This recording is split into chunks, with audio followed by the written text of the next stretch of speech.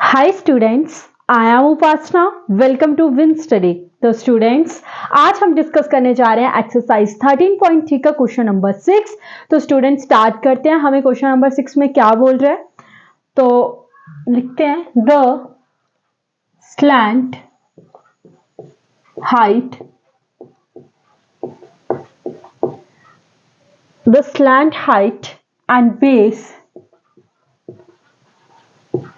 and base diameter of a conical tomb are 25 meter and 14 meter respectively.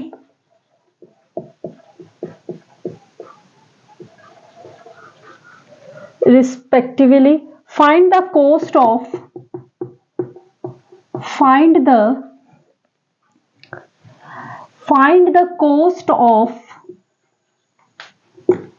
whitewashing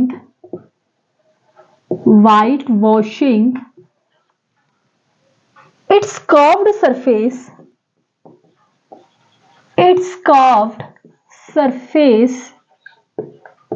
at the rate of rupees 210 per 100 meter square.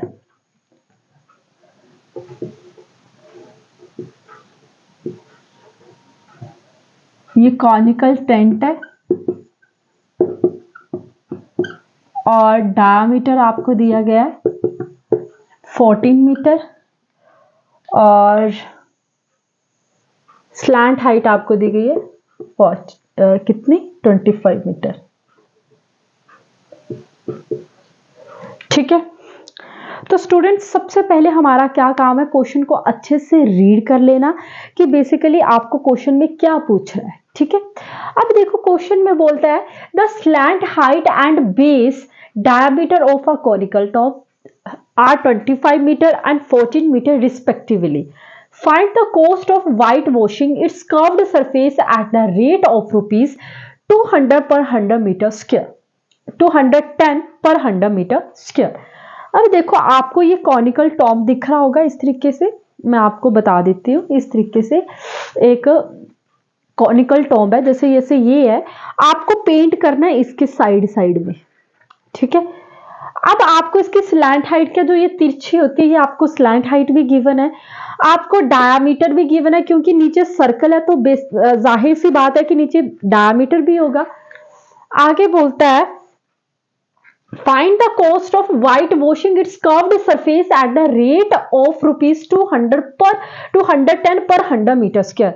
जब आप इसको paint करोगे तो कहता है 100 metre square के 210 रुपए लग रहे हैं, तो इस साइड में पेंट करने के कितना खर्चा आएगा, मतलब कितनी कॉस्ट आएगी। आई रिपीट अगेन, ये कॉनिकल टॉम्ब है, इसको साइड में पेंट करने का कितनी कॉस्ट आएगी। बस सिंपल सी बात है, आपको ये पूछा गया है, समझ आ गया। अब इस क्वेश्चन को कैसे करना है, तो सबसे पहले तो आप स्लैंट हाइट देखो, जो स्लैंट हाइट है जिसको आप एल से डिनोट करते हो वो कितनी दी गई है 25 मीटर दी गई है। उसके बाद आपको ये सारी चीजें आपको गिवन में दी गई हैं, तो आप पहले वो लिख लीजिए। डायामीटर कितना 14 मीटर और रेट कितना है रुपीज 210 पर 100 मीटर स्क्वायर। ये आपको चीजें गिवन है। अब देखो मैं ऐसे करती हूं कि मुझे निकालनी क्या, कॉस्ट निकालनी है, इस पे व्हाइट वॉश करने का कितना मतलब कितनी कॉस्ट लग रही है। तो क्यों ना मैं कर्व्ड सरफेस जहां ही पेंट होना है तो मल्टीप्लाई कर दूं किसके साथ, रेट के साथ, तो मेरा सीधा आंसर आ जाएगा। जहां तो आप ऐसे कीजिए, पहले इसका एरिया निकालिए फिर रेट के साथ मल्टीप्लाई कीजिए, या फिर डायरेक्ट कर दीजिए। ठीक है, तो पहले एक बार इसको ऐसे देख लो। बोलता कॉस्ट ऑफ वाइट वॉशिंग, तो क्या करना है आपको, कर्व्ड। अब मेरी बात सुनिए, मैंने कर्व्ड ही क्यों लगाया, देखो जो पेंट है वो तो साइड साइड पे ही होना है, जो पेंट है बेटे वो साइड साइड पे ही होना है।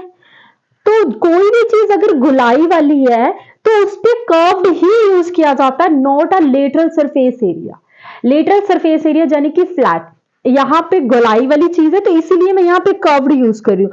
और जो पेंट है वो सिर्फ साइड साइड का ही होगा, इसीलिए मैं कर्व्ड बोल रही हूँ। पेंट यहाँ पे तो नहीं ना होगा, अब साइड साइड में ही होगा।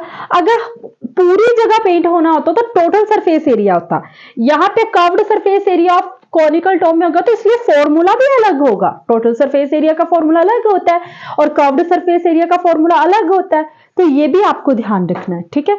तो यहां पे यूज किया जा रहा है curved surface area of conical tent multiply rate. Curved surface area का फॉर्मूला क्या होता है, पाई आर एल, ये साइड साइड में, मल्टीप्लाई ₹210 अपॉन 100 मीटर स्क्वायर। अब पाई की वैल्यू कितनी है, 22/7। अब हमारे पास रेडियस तो है ही नहीं, बट आपको पता है कि जो आपका डायामीटर है वो कितना दिया गया है, 14 दिया गया है। तो रेडियस निकालने का फॉर्मूला क्या होता है, डायमीटर अपॉन 2, यानी कि 14/2। तो 2 1 2 2 7 14, तो रेडियस कितनी आ गई, 7। तो यहां पे फिल कर दीजिए 7। स्लैंट हाइट कितनी दी गई है, 25 मल्टीप्लाई, अब ये सारा क्या कर्व्ड सरफेस एरिया है तो ये किस में आ जाएगा, मीटर स्क्वायर में आ जाएगा। ₹210 अपॉन 100 मीटर का स्क्वायर, मीटर स्क्वायर से मीटर स्क्वायर कैंसिल आउट, 7 से 7 कैंसिल आउट, तो आपके पास बचा क्या, 22 इंटू 25 इंटू 210, ठीक है, यही बचा। और अपोन में क्या बच गया है, 100 भी बचा ना ये वाला। अब 5 5 जा 25 और 5 20 जा 100, 5 1 जा 5, 5 4 जा 20, 2 2 जा 4, 2 11 जा 22। अब 2 1 जा 2, 2 1 जा 2 और ये 0 आ जाएगा, ये 5 आ जाएगा, ठीक है। तो अब 105 को 11 के साथ मल्टीप्लाई कर दीजिए, 501 501, ये 5 ये 5 ये 1 ये 1, तो 1155 रुपीज। समझ आ गया, तो ये आपका आंसर आ गया। मीटर स्क्वायर से मीटर स्क्वायर कैंसल आउट हो चुका था, तो जो आपका आंसर है वो किस में आया बेटा, रुपीज में आया। Is it clear? तो आई होप स्टूडेंट्स कि आपको मेरा ये क्वेश्चन समझ आया होगा और आपको मेरी वीडियोस भी पसंद आ रही होंगी, और मुझे उम्मीद है कि अभी आपने पढ़ना शुरू कर दिया होगा। मौसम देखने से ऐसा लग रहा होगा आपको कि यार सो लेते हैं, थोड़ा और सो लेते हैं, बड़ी सर्दी है। ऐसा मत कीजिए बेटा, पढ़ने की तरफ ध्यान दीजिए और रिलैक्स होकर कीजिए। जिन्होंने पूरा साल भी नहीं पढ़ा वो अभी भी कोशिश कर सकते हैं, क्योंकि कोशिश करने वालों की कभी हार नहीं होती, ठीक है। पर अगर आपने कोशिश ही नहीं करी है तो फिर आप क्या करेंगे, एक्सपेक्टेशंस और होप भी नहीं रख सकते कि हम पास हो जाएंगे जब हमारे एग्जाम अच्छे हो जाएंगे। अब कई तो ये मिथ लेके चले हुए हैं कि 9th क्लास ही तो है, देख लेंगे 10th में। 10th में देखना नहीं होता, 10th में सीधा फिर उड़ ही जाते हैं, ठीक है। तो आई होप स्टूडेंट्स कि आपको समझ आया होगा और मेरी वीडियोस भी पसंद आ रही होंगी।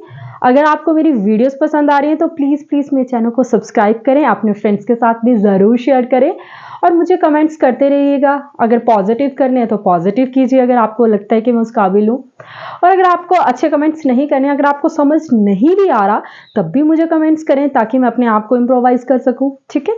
And thank you so much मेरी वीडियोज़ को देखने के लिए।